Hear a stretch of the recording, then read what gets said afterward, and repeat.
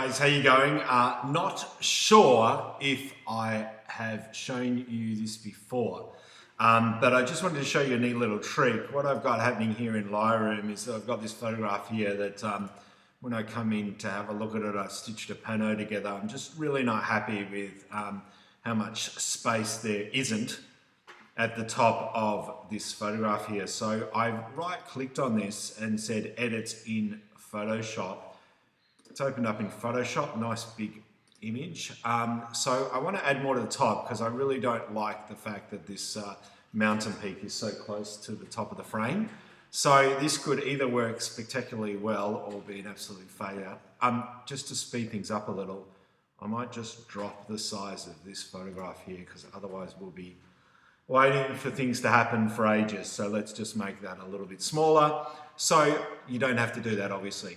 What we first want to do is add some canvas to the top of it. We want to add some more space to the top. And what we do is we can say, well, the width is the same, that's fine. The height, rather than being 18 centimeters, just let's make that 25. We'll add the canvas extension just to be white, okay? And we want to add it to the top, which means that you have to click on the top arrow. No, the bottom arrow, it's the opposite.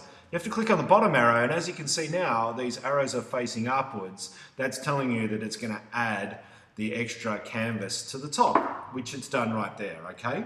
Probably more than what we need, so we can easily just come in here into the crop tool, and we can just bring this down a little, and let's just crop that there, for example. Double click inside.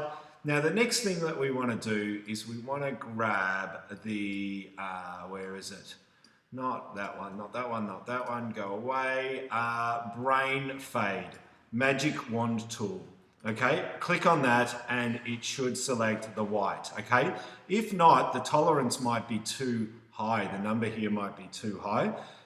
You can take that down to 2 or 3, for example, and that will just really select that. The problem you might have is that you might have a lot of white in your sky or the image, and if the tolerance is way up high, as in, you know, a 20 or 30 number, when you click in this white space, it might actually select white in the image as well. You don't want to do that. You only want to select this part of the image, the canvas that you've added.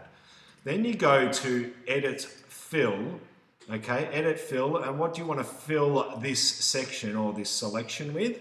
Content aware. You want it to fill with the part of the image that you're wanting to extend above this mountain range here, for example. So let's have a look, see what it does. It shouldn't take too long because I resized that photograph not to be 2.5 meters wide.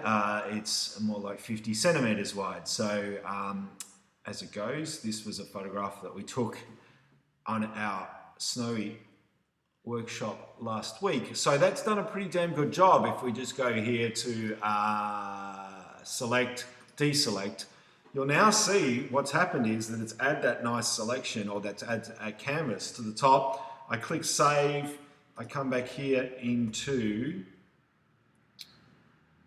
Lightroom, and there's my photos. So if I could put those side by side, you'll see that we have one here, the original on the right hand side here, that didn't have enough space at the top, and then we have this one at the top. And then if I just go back to normal here, I would then process this to just be a little darker on the top, just so that we've got some nice graduation happening there. And so I just darken that a little, and that way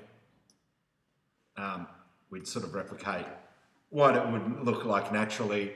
And in fact, I could even just crop out a little bit from the top there, and you can see that that works a lot better than the previous one. So there you go. That's how to add a little bit more space to your photographs if you have done your crop a little too tight, either in camera or otherwise.